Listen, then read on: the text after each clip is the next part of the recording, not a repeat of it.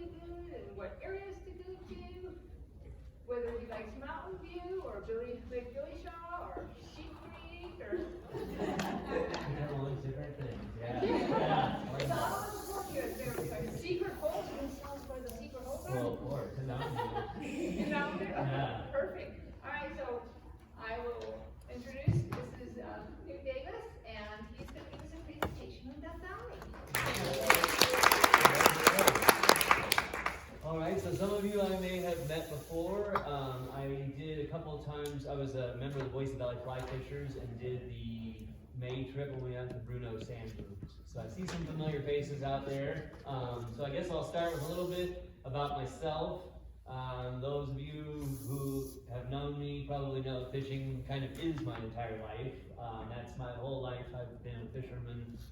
When I was a kid, I guess I was little, and I went to the lake with my family, and my first thing was to run straight out and go for the fish that were on a stringer, you know.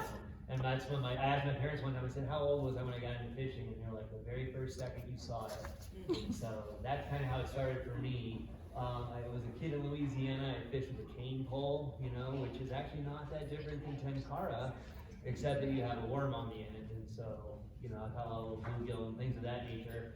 Kind of progressed and progressed. After college, I became a rafting guide, and I worked in the Grand Canyon for like 10 years rafting. It's really hot there, so I decided to move to Idaho and do some rafting in Idaho, because I went to Alaska in between. It was really cold there. So I decided Idaho, which has a little bit of the too cold and a little bit of the too hot, but kind of a perfect blend. When I moved to Idaho, I told myself I was going to learn to fly fish. It took a while, it took a couple fall starts to learn to fly fish, and then I really kind of dedicated myself to doing it. In about 2007, over the next 5 years, I probably caught 7 or 8 fish doing it. Not very good, but then I hooked up with the Boise Valley Fly Fishers in 2012, and from there on, being in a club, meeting people who knew what they were doing, and could just show me the littlest things that would make the biggest difference. And so I kind of took off from there, and as you can see, that picture right there of a fish, that is Duck Valley, that is Mountain View. So Mountain View and that smile is very real. Mountain View is one of my favorite places on earth. So obviously tonight, the big thing we're talking about is the rainbow trout. That's what we're really for, these great big ones. Every year at Duck Valley, they stock about 55,000. I don't know, that's just a number I was told by the fish biologist. I don't know if that changes when they have big fish, when they do brood stock, because sometimes they'll do brood stock, or last year in the fall they did palomino trout, which are the ones that are kind of the yellow banana trout that a lot of times people will post and say, I got a golden trout. So you're like, that's a big golden trout for a fish that only gets to about, 10 or 12 ounces. But they do one in the spring, and then they do one in the fall. And Dennis Daw, he was the fishery biologist there for about 4 years, and he still works for the 4 tribes. He was the one who I got a lot of this information from. He was saying that when they do it in the spring, that's about 2/3 of what they do for the year, and then in the fall, towards the end, it's almost more put and take, because future years, about 85% of the surviving from the winter are from the spring stocking. And so there are more fish in the spring than there are in the fall, but you would think the numbers would kind of even out with the time frame. But 85% of the fish that are able to winter over were there in the spring. So it kind of gives you the idea they had time to adapt. The ones that are put there in the fall apparently don't do as well. So, kind of just some background for Duck Valley in general. Obviously, the road to Duck Valley can be a little bit intimidating, in my opinion. It's about 140 miles from Boise, but it feels more like 500 miles sometimes being on that road. Yeah, and then you want to go 80, but you know that you're going to come around the corner and there's going to be a big herd of cows on the road. It does get better as time goes by. You kind of find those spots where they tend to be, but at the same time, you just never know. So I try to not ever drive out there at night. It is open range. If you hit one of the cows, you're liable, and you owe the rancher for the cow. So, I mean, your car insurance will cover that, but I would rather just avoid the whole thing. So I try to do the driving during the daylight hours at Duck Valley. So just a little bit of background. These are the 3 lakes here. Mountain View is the closest. and it's probably the one I fish the most just because it's the closest. If you're familiar with it, this area up here is the campground up there by the dam. And I will say one of my very favorite hunting holes is right here. This area right there in the campground. I know that hole. Yeah, yeah. Last year I was out there camping in October, and I went out fishing, and I caught some fish, but I came back and there was about 6 boats right by the place where I had camped. And I thought, maybe you didn't need to go so far. So the next day I fished that spot, and it's really, really good. Other areas on that lake that are really good is that back bay right here. It does get shallow, but while there's water in here, cruising fish will go into that a lot. And so a lot of times if I'm out here not catching a lot, I'll go into that and suspend something 4 feet underneath the indicator. And they'll cruising through, they usually will take it. What time of the year would they be cruising at that? That's better usually in the spring, because some years in the fall it's full, but last year it was pretty low water, and so I think there was maybe 6 inches of water in there in October. Wow. So it wasn't very good, but this back area right here, there used to be some buoys, and the buoys were really good, and that area was really good last fall, because it was shallow here, so I thought, well, maybe they're just right over here, and they certainly were. And I would say that the best spots I found in Mountain View are that one, this one, and then right over in here. Yeah. Connie, where is it between the girls? Where's what? The place where we usually. Right in Yeah, the corner there. place you just- Right where he just pointed to is where I got stuck in the weeds. That whole, Asshole? Go across the dam and it's right there, that first bay. Yeah, this spot right here. right there. Yeah. That's where we are.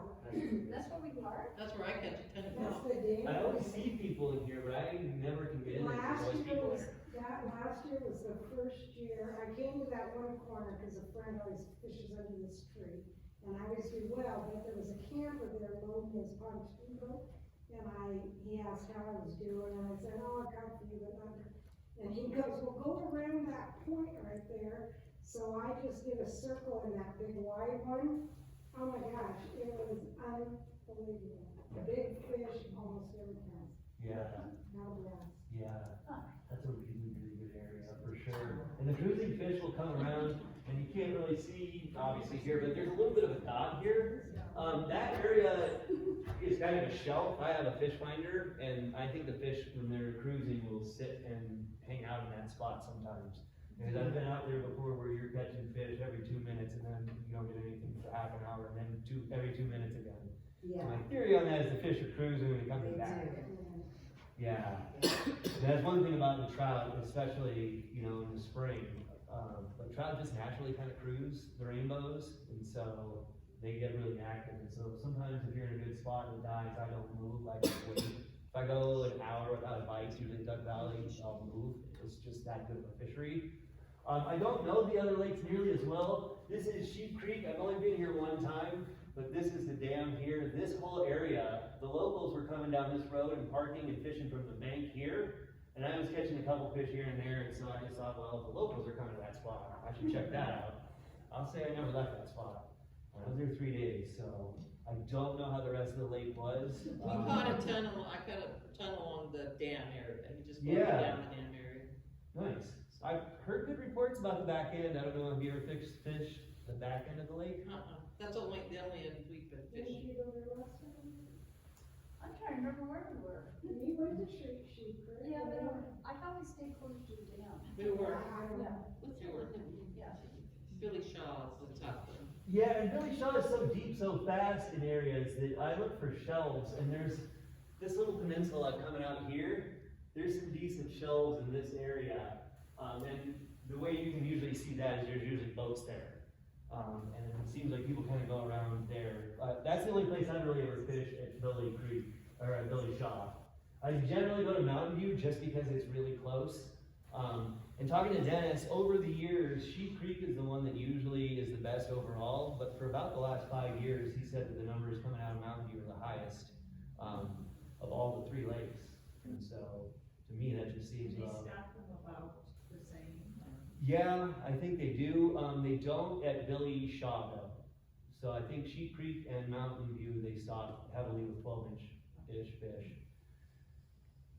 So those are the main three reservoirs, the only three. You can fish the Waihi River some of the year. I never have, so I don't know. The people I've talked to said it's really good, but the fish were really small, like 8 to 10 inch.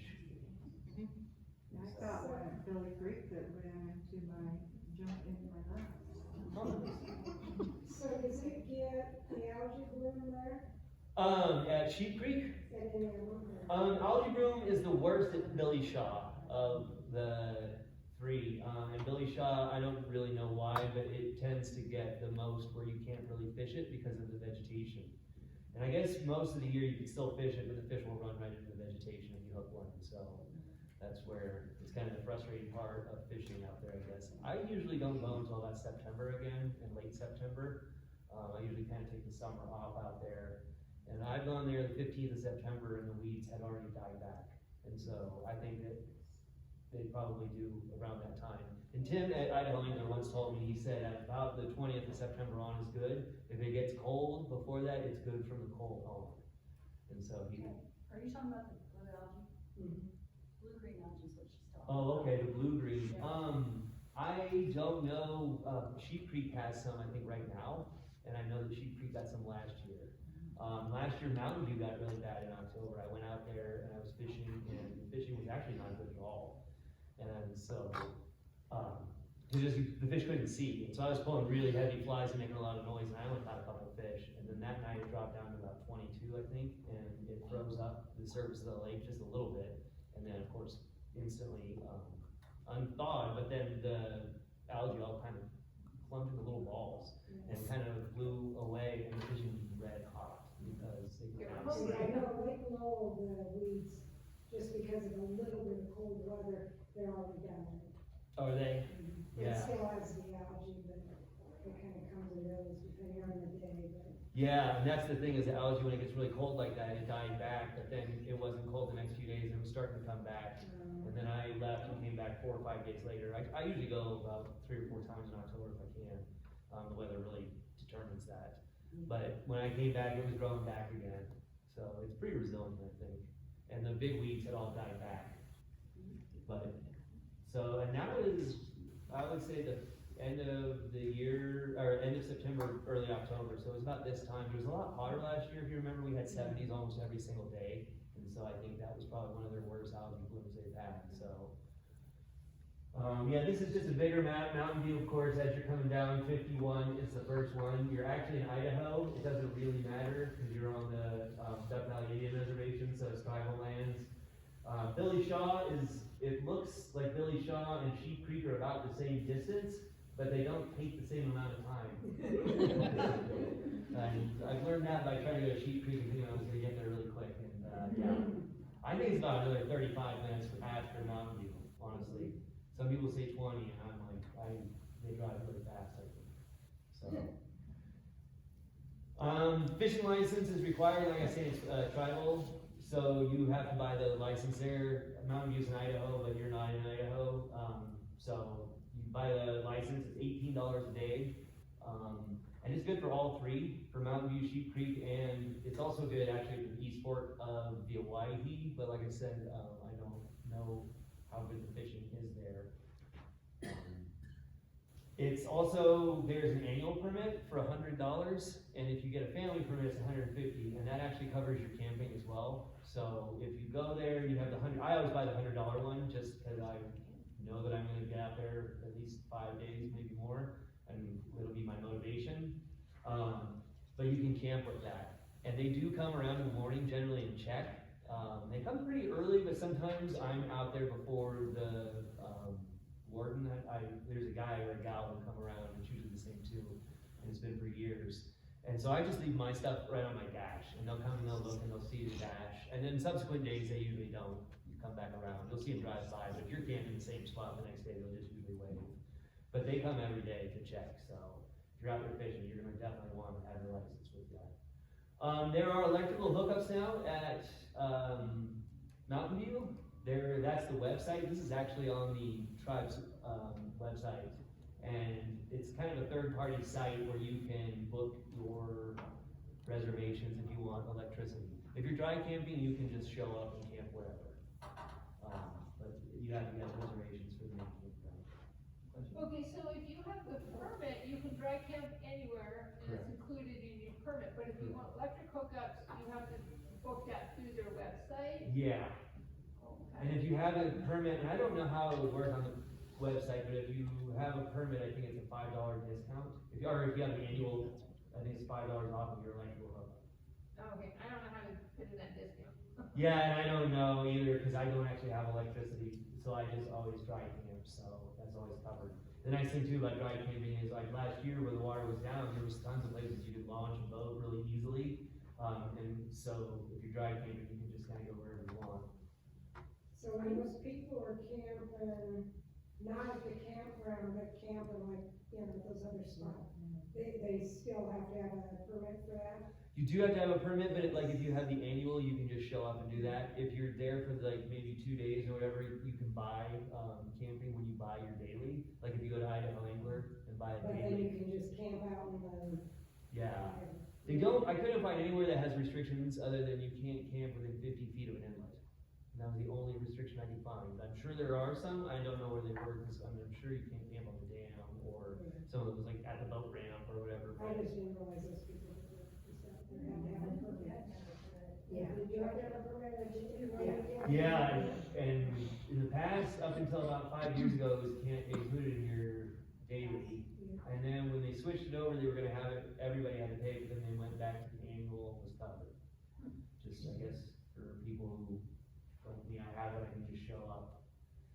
Yeah, and so it's 10, or it's 15 for a night for electrical, 10 with the annual permit, but I wouldn't be confident that you're gonna get that $5 off. I looked at that website. I didn't see anywhere where you could. Third party comes to mind, huh? You know, you might want electric hookup, it's cheap. Yeah. And Yeah. some of them have water hookups, you can hook up your hose to it too, so. Yeah, Right. we put on a long hose because we had like Yeah, 30 they're feet to the flush. spigot, so. Yeah, and this is just the campground there. You probably have seen it. It's nothing too fancy, but it does have electricity. Some of the trees are a little bit bigger, but not much. There's not great wind protection. It's a fun campground at night. But it's That's nice, I like it. Yeah. It's kind of a nice place at night because nobody's usually caught fish, so. Victory celebrations. The one big thing too about Duck Valley, yeah. A lot of people have been there, I can tell. I think I've been that guy with the umbrella. And it happens fast. I've definitely been out there where you can kind of watch a storm coming in for a long ways and you have a good warning. Usually they go around you. I had one in April, maybe it was May, and I decided that there's no way in the world that thing was gonna come by and hit me. Yeah, it is. And I watched it come the whole way, and it whipped up 30-mile-an-hour winds, and it blew through, and it was back to the most serene, pleasant evening ever. It was just one cell. And that was on a 3-day trip where the only weather I had was the cell that came through camp, and it came at night. It was as the sun went down. You can see it, there was lightning coming with it, but it was just one cell. But it just kind of came out of the blue. I've also been there in the middle of the night on nice days where you wake up and the wind's going 30 miles an hour the opposite direction it was all day. And then you wake up in the morning and it's kind of calmed down. So I just always be very ready for wind. And like when I'm out boating on that lake, I always either wear my life jacket or have them very close. Same with a float too. I had a time many years ago now, but I was out at Billy Shaw and I hooked a nice 20+ inch rainbow and the wind kicked up and a boat went by and I almost turned over my kick boat and I finally got it back around and the fish was still on and I didn't even care. And I was like, that's how scary it was. And so just one of those I learned, like the Snake River plain and definitely out there, don't mess with that wind because it'll win. But like, yeah, some of the chuckles here, people have been out there, you know what I'm talking about. Boats. There's tons of different choices for Duck Valley. If I had to only have one boat, and there's been a time in my life where I did only have one boat, and I would take a kick boat, personally. You can get around pretty quickly. You can really get around Duck Valley. Those reservoirs aren't so big. Kick boat will get you around, you control. Float tube is pretty good too. Float tube's a little bit better in the wind. You don't get blown around as much. It's a little bit more difficult to fish in the wind, or to troll with a float tube. But if you're not really that into trolling, you're okay. And you can troll with a float tube, it's just not as easy with a kick boat. And a float tube, you can't really get yourself back to camp. Yeah, yeah. Send out. Rescue. I don't get to rescue, there was ones picked up. Yeah, well, and that was actually the time on that boat, I didn't mention that part, but I walked back to work near camp.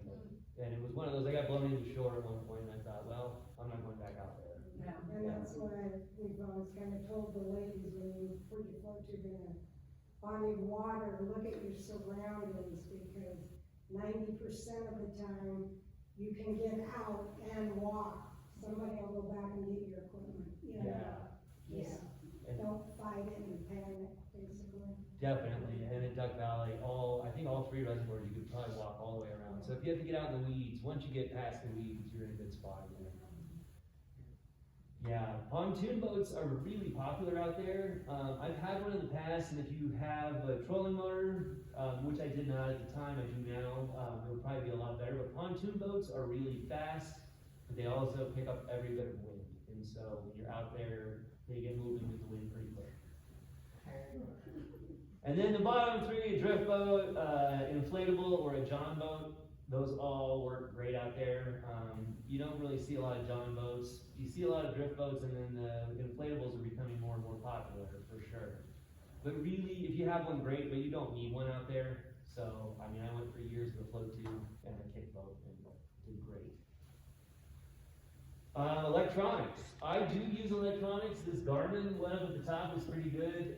It's like a ice fishing thing. I think it's about $200, or it was a couple years back. Sometimes it goes on sale for significantly cheaper than that. It doesn't mark trout great, because again, going back to the fact that the trout cruise through, it will mark fish a lot of times, and if you're on a, driving around looking, it'll be a little bit helpful, but those fish are moving so fast, you really wanna look for certain areas of the lake. And I'll kind of talk about what I look for when we get further in. But I use mine as a depth finder. And it also has a thermometer on it, and the thermometer is nice because one of the things is if the trout have food in every place around the whole lake, and sometimes that's the way it is at Duck Valley, they can eat anywhere, they'll go to where it's thermally more comfortable for them. Trout really like to be between about 50, really 55 is their favorite temperature, so if you can find between 50 and 60, and usually you'll get a surface temperature reading, so 60 to 65, you get down a few feet, now you're back into the 50s temperature-wise. And trout will hang out in the temperature that they like best if they have that option, and sometimes in Duck Valley, that tends to kind of be the thing. They can get as much food as they want. This down here I use one of these on my float tube. This is actually for brewing beer, but it will tell you the temperature range. And it goes on when you're brewing your beer, the carboy is what it's called, and it'll tell you what temperature it is inside. But it's got a good temperature range for what you're looking for, between 50 and 60, and up to 65. So I used one of those for a while. What do you put on? I put it on the side of my boat, and it was down in the water. Oh. Yeah, and so, I think I put a little bit of aqua seal on there to make sure it didn't come off. Yeah. So unfortunately, when I rolled up my boat, it didn't do very well on that. But, yeah. The other fish finder, the fish hunter, I should take that picture down. I owned that for a while. Don't buy one of those. That would be my warning on that. It didn't really work very well. This one right here, if you show up and you don't have a depth finder and you have forceps, you're still in business because you can find the bottom using those. And sometimes, even with all of the stuff, it's just easier to use the old way. Or you can get some weights have, some of the, I think they're the bells you use for catfishing. You can get those and put a weight on there and put it on your fly and drop it down that way. And it works pretty good. That on the right is a stomach or a throat pump. And throat pump is the correct thing. You don't want to know what's in that thing's stomach, you want to know what's in its throat. When you're fishing, if you turn a fish upside down and you squeeze a little bit of water into its throat and pump, if you get about that far in there, you'll generally get something that comes out, and it's what the trout is eating. And more often than not, it's still alive, and that's how you can tell the trout is actively hunting it. Because whatever it ate yesterday, I guess in the grand scheme of things is somewhat helpful, but really, if you catch a fish and you see that it's been eating, it's got 25 piranhas and they're all green in its stomach, it kind of gives you the indication, okay, I know what I'm going to do next. Yes, snails, and a lot of that microzooplankton. And then the individual reservoirs, Mountain View, like I was saying, is my personal favorite. I know it really well. It fishes pretty good everywhere. There are definitely pockets of it that fish better than others. The easiest way to tell where those are, more often than not, is there's already people there. And that's when I first went out to Mountain View, I just kind of went, where are the people? Okay, they're over here, what are they doing? And kind of just mimic the people. And that's the nice thing about boats. You know, if you're fishing on the shore, maybe river fishing, and you show up pretty close to someone, they may not like that. You show up on a boat, and as long as you're far enough that your cast, if it's extended as far as it can go, and their cast is extended, and you're not going to hit each other, that's far enough apart. Most people are pretty friendly out there, and obviously you can trade tips and get, you know, closer. But when I'm on a boat, I don't worry as much about crowding people. You know, I obviously don't want to go be in the middle of a conversation of two boats talking or anything. But I will get closer on a float tube or on a boat than I ever would like fishing on the shore, fishing on a river. It's just the way it is. Mountain View was built in 1969. It, I believe, is the biggest one, 640 acres. And I don't know who built Mountain View. It's one that I couldn't find any information on. Sheep Creek was the most, Sheep Creek is the oldest one. It was completed in the mid-50s. And I couldn't find any information that was official on it. But I'm pretty sure it was Bonneville Power that built it, and it was part of the salmon mitigation, because that's what happened with Billy Shaw. So salmon used to actually run all the way up the Owyhee, and I think they said the last run was 1928 was the last time that salmon made it to the reservation. And then again in 2015, but that's kind of a newer story. But so in the 50s, some point Sheep Creek was built. It's 855 acres, so I guess that would be the biggest one. It got water, the water in it is fine, but the water is opaque a lot of the time. And I asked Dennis, the fisheries biologist out there, and he says it's just that the sediment comes from very fine clay. And so when the inlet brings that water in, it does not settle out of Sheep Creek very fast. And so that's what's going on. I don't know if anyone's ever been up to like Grasmere Reservoir, but it's the same thing. And Grasmere is always dirty because of the water that runs into it. It's also a little bit shallower, and I think that it stirs it up. But the back end of Sheep Creek is shallow, so on windy days, I think, and that back end is where the sediment would naturally settle out. So it can get a little bit of water quality issues. But historically speaking, it's also produced the most fish. So it's not a water quality issue, you just can't see it as well. And maybe that's to our advantage. It has very large vats. I have seen probably the biggest smallmouth I've ever seen in my life. Someone caught it at Sheep Creek. We brought it back to Mountain View, and we're cooking it. And I don't know how big it was, but it was like a 6-pound smallmouth, 7-pound smallmouth. And it came out of Sheep Creek, and they do want you to keep them if you catch them. They don't actually want bass and perch in there. They haven't done a whole lot to try to get rid of them, just because they've been there for a while now and they haven't really created too many problems, and they don't want to go through and, you know, poison the lake out to start over, because they're fearful that the fish will just kind of come back. There used to be bass in Mountain View. I haven't seen them in years. I don't know if they're gone. I've caught perch in Mountain View though, Yeah. pretty recently. Last year in Mountain View. You got a bass? It scared me to death. It was huge. Yeah. I had no clue it was about it. I thought, I didn't know that bass here. Yeah, I've seen them in the shallows before swimming. So Well, I I know they're thought, there. And didn't Felicia say they had bass tournaments there? I don't know about that. When we ice fished there, she said they had bass tournaments at Mountain View. I don't know about what that is. I'm scared my No, daughter there's, said. Mel always just asks if we catch any perch when he Yeah. drives by. Yeah, they also say if you catch perch that you keep them as well.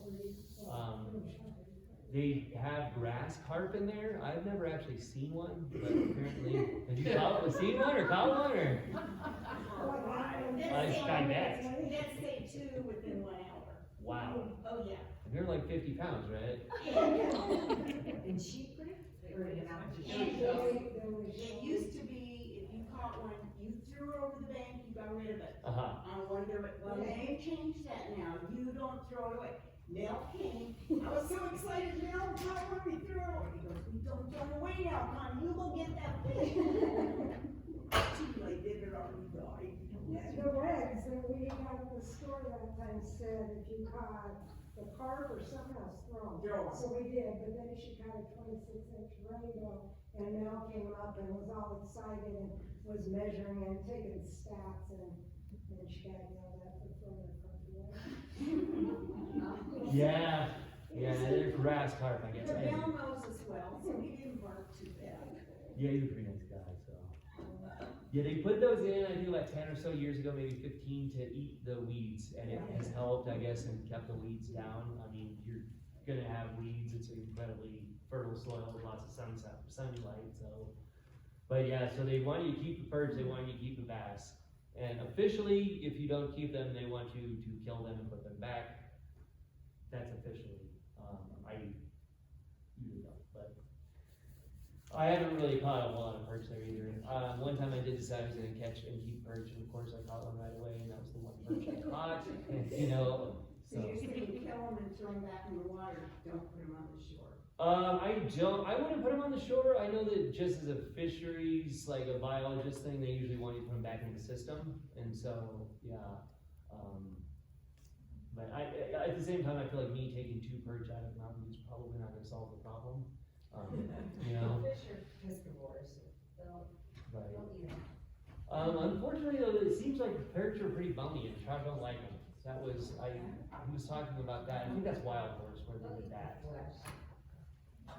But, so they don't want the perch, but also the perch, I think in Sheep Creek have been there since the 80s, he said, so if they haven't taken over by now, I don't think they will. Yeah. So. Then Billy Shaw is the one that was in '98, it was built by Bonneville Power. And it's a catch and release, but I noticed today when I was looking at it, you can keep one fish, I think it's between 17 and 19. something like that, yeah. Little gap. Yeah, and it's currently stocked with big fish. They did brood stock there in the fall last year, and then apparently again this spring. I had a friend who caught about a 10-pounder there, but it was definitely a brood stock fish. I hadn't been there for all that incredibly long. But it's also closed to fishing. I didn't know this until today, but from November 1st to April 1st, and so you can't ice fish on it, I guess is really what it comes down to on that one. But you can't ice fish on Mountain View. Yeah, Mountain View and Sheep Creek as well, is also open year round. And then that kind of brings me to the way that I generally fish for them. This is my go-to move everywhere I go, especially Duck Valley. It isn't always the hottest way to catch fish, but it always kind of produces fish. And the chironomid is a type of black fly. It is really, really prevalent everywhere around the world, basically. The chironomid is an aquatic species. They like to live in like alluvial fans. They are basically worms. And the adult insect, which is up there, will drop eggs in the water, they fall to the bottom, and then they live the majority of their life in the larval stage, which is also known as a bloodworm. And it becomes an incredibly important food source for trout.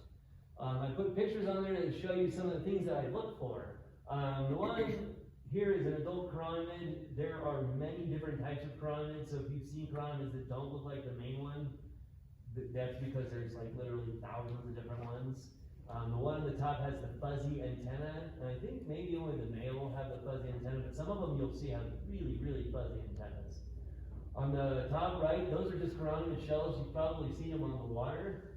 When you see those on the water, that's usually, you know, my sign that, okay, there's chironomids here. But before I get to the water, I'll look for these clouds. And if you see these clouds above the bushes on the shore, generally in the middle of the day, and they're not going up very high, those are usually chironomids. If they keep going up and up and up, they're probably mayflies, because mayflies will go way up in the sky. But chironomids tend to stay pretty close down to the vegetation, within about 10 or 12 feet. So, and you'll get some really, really big clouds. The other thing I'll look for, coots are the ones in this. Coots don't eat a whole lot of, they eat a lot of plants actually, but so you can kind of find where the vegetation is where the coots are, but they do like chironomids. And so a lot of times if I get out there and I see one area that's just full of coots, I will go over to that area and kind of fish that area first. And any kind of duck, especially, you know, a dabbling duck, they're probably digging in the mud. And if that mud has snails and chironomids, then the mud a little bit further out probably does too, so it's gonna be pretty good fishing. But so those are what I'll look for as I'm driving up chironomid clouds or look for big groups of ducks. And that's just a great place to start. These are the chironomids. The one in the middle, that's called an ice cream cone. That is one of my very top flies. If I had picked maybe 5 flies to fish the rest of my life, that would make the cut. That's how good of a fly it is. It's really a simple fly. It looks like a midge. You can tie it from size 10 to size, really you can turn it into a zebra midge, you know, if you tie it small enough. I like the white bead. I think that the trout more often than not are cruising when they're looking for chironomids, and they see the white bead. The white bead is obviously much more visible than the actual thing, and I do think that helps most of the time out there. When fish start to get picky and are only going to take chironomids that look like the chironomids that are hatching, they probably won't take that one in every place. But at Duck Valley, that probably at half the time I've been out there has been the hottest chironomid. And I'll usually fish 2 and switch one of them and see, and that is the most consistent. Followed by, I would say, probably a white bead with a gold rib and green body. Green is an incredibly good color out at Duck Valley. So chironomids, on some lakes the fish, about 50% of their diet comes from chironomids. They're available to the fish year-round. We can't fish them year-round, but the bloodworms live down in the bottom year-round. The fish will eat bloodworms all year. When they go through their pupal stage and rise to the surface in the spring is a really common time, and then they do it throughout the summer and the fall, but spring is really big numbers of chironomids, to the point where the trout sometimes will just feed on chironomids, it seems, and you won't catch a whole lot of fish on anything else, but if you have a chironomid, it's almost just non-stop. This is just to show there's like a million different types of bobber setups you can use, and it really just comes down to personal preference. The one over here on the left is the one that I use, and that is because it's adjustable. And I have set one of these up and I'll kind of pass it around. But you have a slip bobber system because you're going to want to fish these chironomids as close to the bottom as you can get them. They live in the mud and they don't come very far out of the mud when they're larval stage. They don't really come out at all. In their pupal stage, obviously they have to because they have to go from the bottom of the lake up to the top. And they're very, very, very vulnerable at that stage. But when you're fishing the worm version of it, the bloodworm, the larval stage, you want to be able to adjust your depth. And so this setup, and I'll show it a little bit better here, I'll hand it around, allows you to do that because you have a pin in the middle and you have your line goes through the pin. And so what I will do is I will tie usually a lot longer than this. I just wanted to keep this one a little bit shorter, but I'll usually go about 12 feet on this one. And I will use one size of line.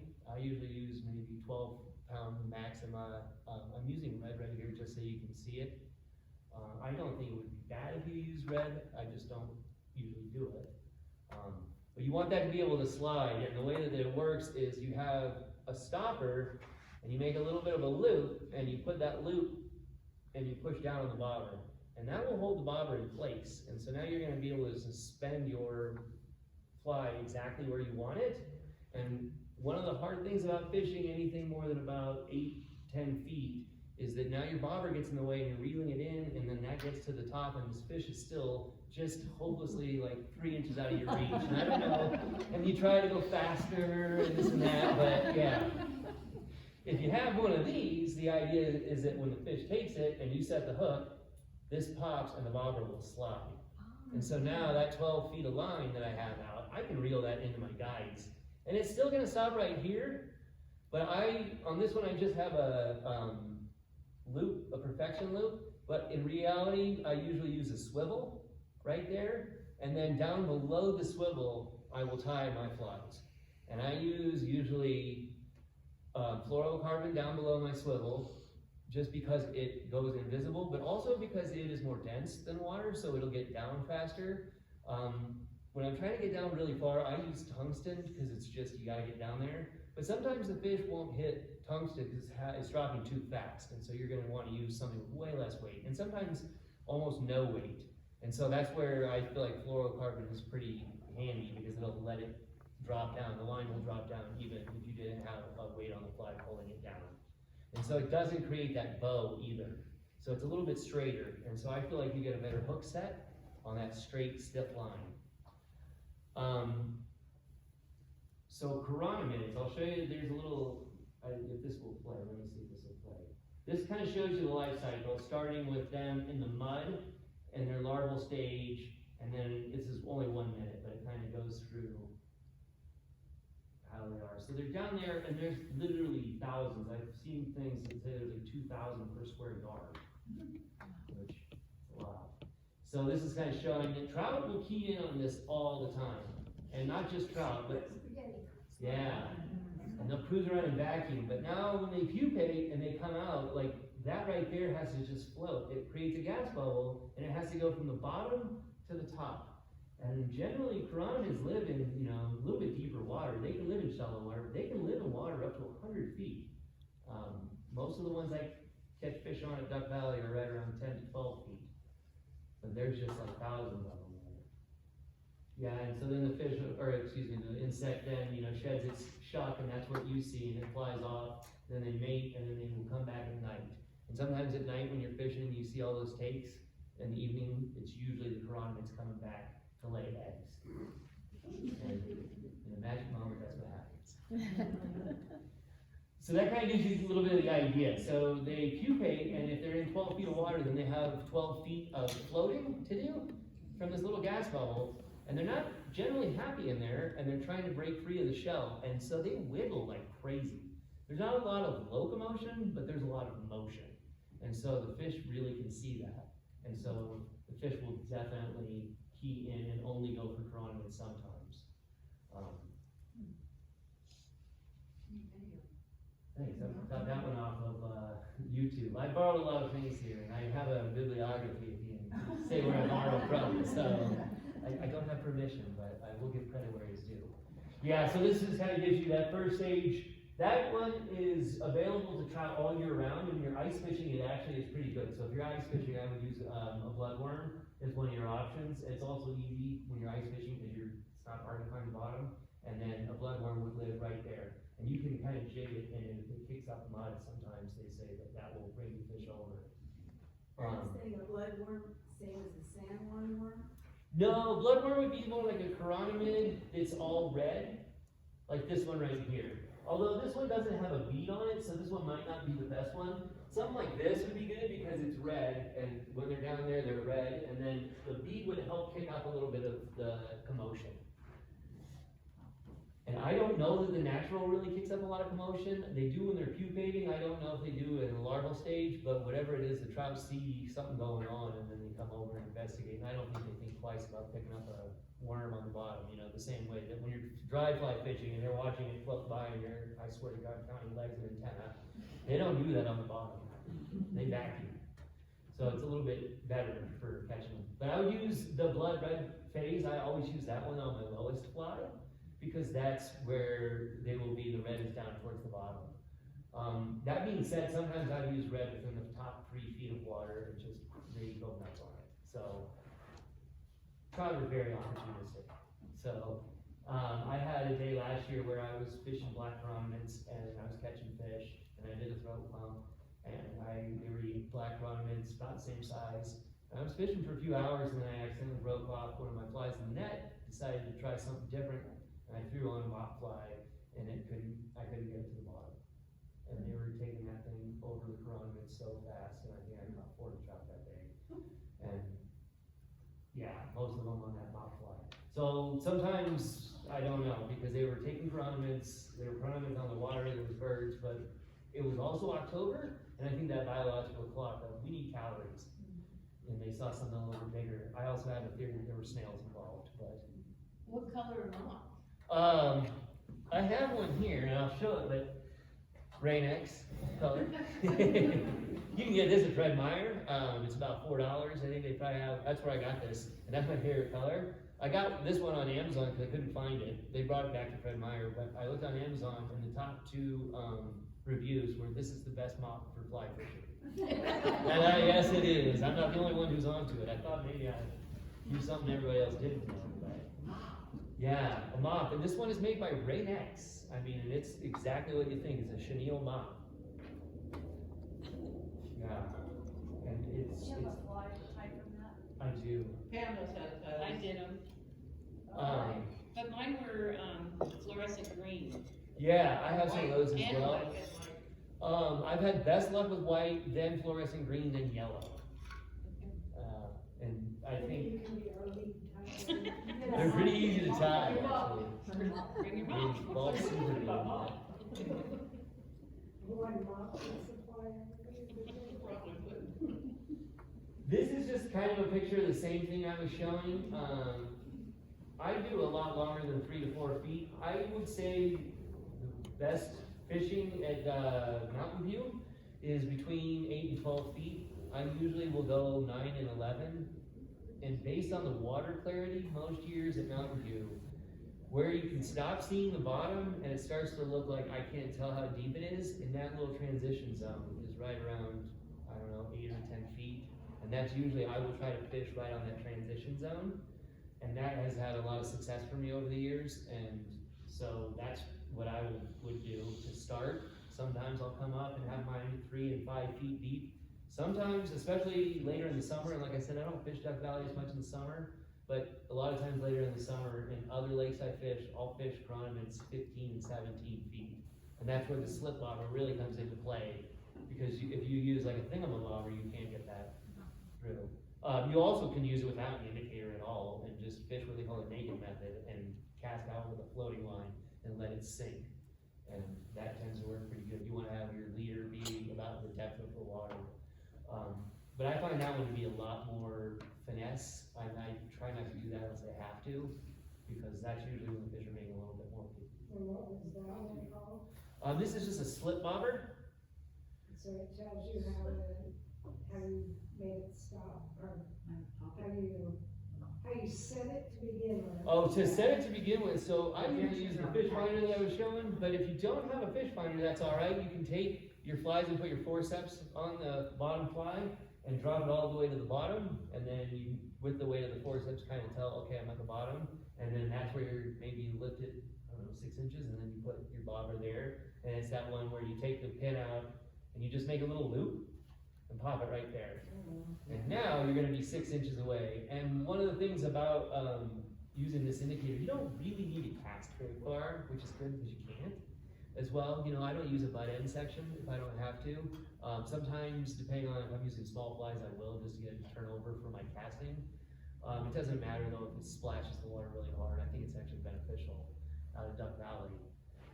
But yeah, so you're gonna wanna fish that bottom chironomid down there in that last little bit, and being able to set your bobber right there is good. And then, you know, like, if you're in a float tube, you can just kick away. I mean, I usually go past maybe as far away as that table. You know, just flip it out there and you just kick away, and fish don't seem to mind. So you're moving your indicator, because we do a lot of stripping with sinking line. Yeah, I do that as well, but no, I use an indicator when I'm fishing chironomids, and I will actually usually kick, and I'll flip it behind me, and then I'll just let it sit there, and as I kick by, I'll mend and mend and mend, and then if I don't get any action, I usually will pop it a little bit to get a little bit of wiggling, but then I'll flip it Oh, again. just for the chironomid, okay. Yeah, and that's the other thing is when you have the suspension here, what happens is you get little waves on the surface, and so it's going like this, and that's transferring just a little bit, and I think that you get a little bit of action on your fly. But I've been there in October before where you don't get a bite unless you move your fly. I mean, I'm sure if a fish saw it, it would take it, but they just don't. And so I've been out there before where you sit out there and nothing happens, and you move your fly, and within a few seconds, boom, that thing's down. But if you don't move it, not much happens. Spring is so windy, you don't have that. I have been out there in the spring when it was glassy, but it's usually pretty rare. But I've been out there in the fall for entire days when it was glassy. And so you definitely want to put some motion on your fly during that. I use that with The other thing that I would say is my other go-to of all things besides chironomids is leeches. There's an insane number of leeches in Duck Valley. And I just know that from picking up some of the weeds and looking through them. Also, I was pushing a boat last year and I got out on to the shore and I had a leech. that probably would have extended 6 inches easy. Pulling it out. Yeah, it was really kind of freaked me out, I'll be honest. Yeah. It was on my boot. Yeah, It was on my boot, but it was one of those where I saw it on the ground and I looked at it and I thought I should throw that back in the water, and I thought, I don't want to touch it. So I probably was a bad person, but I didn't. So, yeah, blood red leech, that just caught the heck out of him with the totally. Yeah. And not very, it's very sparse, didn't have a lot of.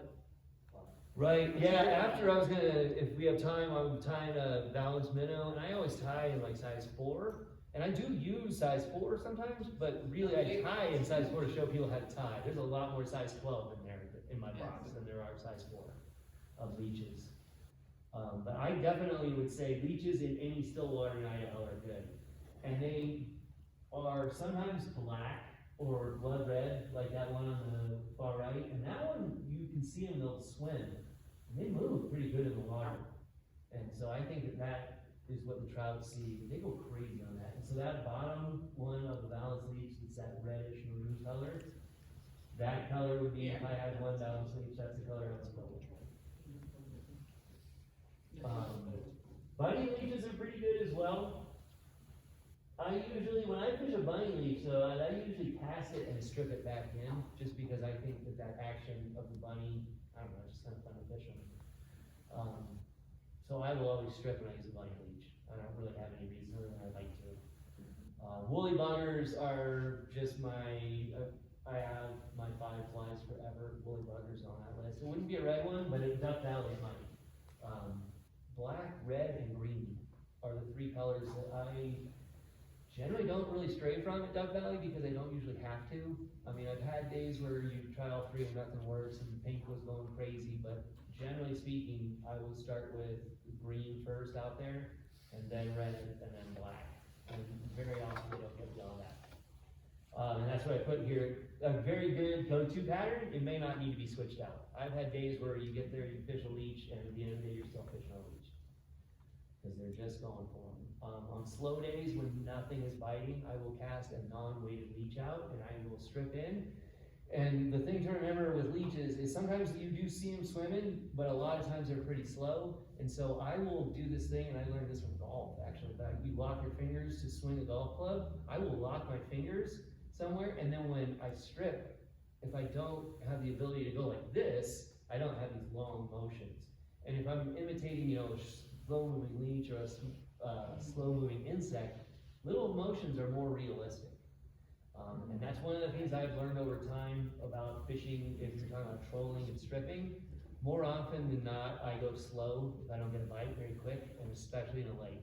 And quite often I'll get a bite on a slower retreat. There are some days, and especially in a lake that has a lot of minnows, which Duck Valley doesn't generally have a lot of minnows, probably other than perch and bass. But there are places with minnows and bait fish where you strip really fast and they'll go nuts on it. But my experience more at Duck Valley, and I think it's because it's more leeches and insects, but it's slow. And I was out there, and the guy who said he'd been fishing his whole life, and he's an older gentleman, said sometimes the best thing to do is when I'm fishing and I get frustrated, I just will stop. And when I stop and that thing goes down and then it dangles down below, that's when you catch the fish.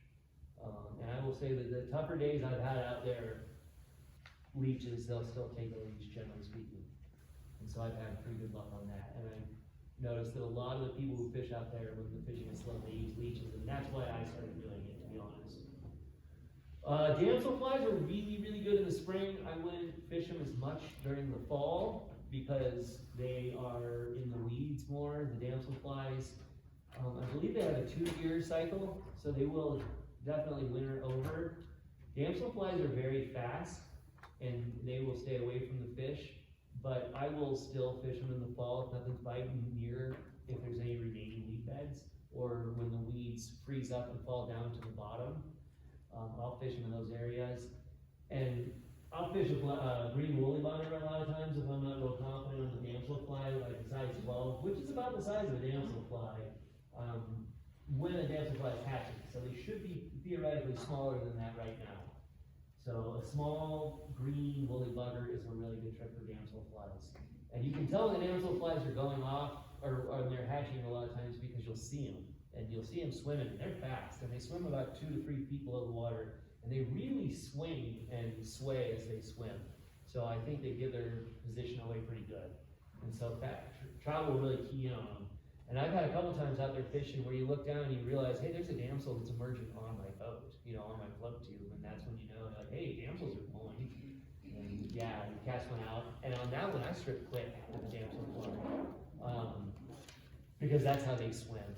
And most insects that go fast don't go fast for very long. Like they'll shoot and they'll shoot again, and that's how they locomote. And like Callibatus, and there's pretty good Callibatus there. But damselflies generally, it's a one-time deal. They're not really trying to get around. They're heading for something to go emerge. So it's kind of, they'll keep going. So when I'm fishing damselflies, I actually go pretty fast. I would strip about this pace. And then of course stop and see. I just think it's a natural tendency for a fish that's coming and this thing's moving at the same speed and it stops and it just kind of opens its mouth and grabs it. I don't. So I'll go past you. This is my backup plan. We're getting towards the end of the slide, so. And then streamer, stainer, ducktails. I don't know if you guys are familiar with strainer ducktail. That fly, I've used it around a lot of places and it works pretty good. It works okay. But something about Sheep Creek, and especially Sheep Creek, but Duck Valley, man, I don't know what it is, but they really, really go nuts on it. And I put 2 of them because I fish them as different patterns. Sometimes I'll use the top one first because it's a little bit bigger. If I don't have a lot of luck, I'll switch to a smaller one. In this area, it's called the beard, and I'll use one with a great big beard sometimes. But that fly, and you do that in quick strips and stop, and it looks like a minnow, and it'll swim and just stop. And something about that, the fish go nuts on it, and especially out there. It works pretty good in a lot of places, but out there it's just unreal. This black woolly bugger down here in the bottom, when I talk about my flies, that one's pretty good at Duck Valley. It's not the best fly, but that's one of my 5 flies for everywhere in the world, because that fly works everywhere. Carry Special is the one in the middle. That's a pretty good fly as well. I think it probably is a dragonfly. That's what the theory is. That they work pretty good out there. Callibatus, I was saying, is another one that in the summer, they dart really fast and they live in the weeds. And somebody once a long time ago told me, fish Callibatus in the frog water.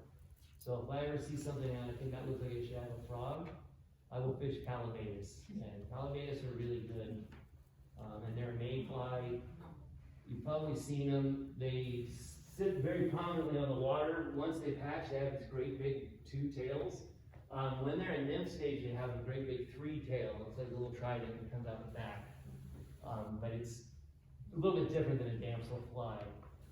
But that one is a good one to fish because if you look at the top left, they have to break the surface in order to emerge. And on a stream of moving water, that surface tension is not as hard for them to break. They do struggle with it sometimes. But sometimes Callibatus will come to the surface of a pond and they can't get out. And so they're just suspended like that, and you'll see the fish just going around munching them all.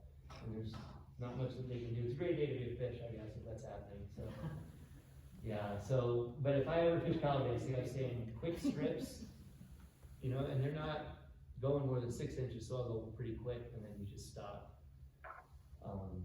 And I usually will fish Callibatus when I see them on the surface. And then other flies, I don't necessarily know. The mock fly, that's a mock fly right here. I don't know, I've been told by a lot of people it's a dragonfly larva. Sure. President is a water boatman, and I still don't understand this, but I definitely will say it works. How is that a snail? That's what I've been told. No, but I would use snails, mine don't look like that, I don't like snail. Yeah. But Helena loves the sheep crick, or sheep. Yeah. I also use I use a mop snail that I tie, but I have used that, and somebody told me, like, oh, if you see snails, use the sheep creek special, and I thought, I don't know if this guy's pranking me or not, but it was not pranking me. That's what I just said, I don't know, man, try to make the rules on that one. Last year, the mop fly worked really, really, really well. Like I was saying, I cast it and I couldn't get to the bottom at first, and I think that was where the weeds had died down, they'd gotten cold, and they died down and blown into one side of the lake in the wind. And I saw about 1 million snail shells in there. And so I think that's what it was, because a snail in the water outside of a shell kind of has that white look to it, and it was this color right here. And I have a box of flies that I use that I'll show you, and it's very well worn.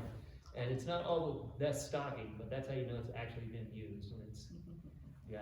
And I have some of those in there, and I use about that size right there. And I don't know, it's kind of a nondescript little mop with nothing on it, but boy, do they love that thing. Yeah. Yeah, and I think you're exactly, I think that's what it is, and they're like, I've got to eat as much as I can right here, and I can eat this snail or I can eat that chironomid.